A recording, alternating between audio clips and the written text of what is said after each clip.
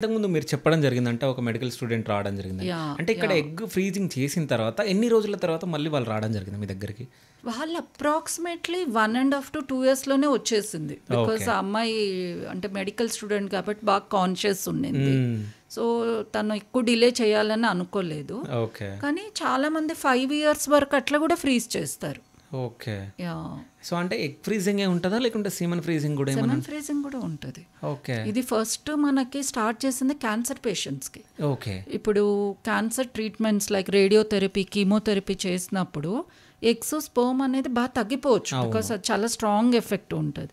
So దానికి ముందు చాలామంది క్యాన్సర్ స్పెషలిస్టులు అబ్బాయిల్ని కానీ అమ్మాయిలని ఎగ్ ఫ్రీజింగ్ కానీ మాకు రెఫర్ చేస్తారు. ఓకే. సో వాటిని ఫ్రీజ్ చేశాక మేము అప్పుడు ట్రీట్మెంట్ స్టార్ట్ చేస్తారు.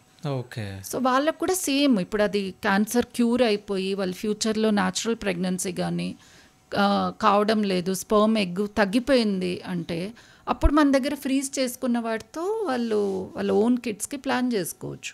ఓకే. సెమన్ ఫ్రీజింగ్ చాలా simple and easy. Egg freezing కన్నా అది ఇంకా సింపుల్. ఓకే.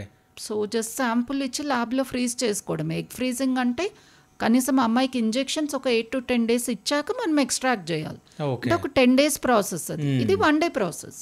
ఓకే.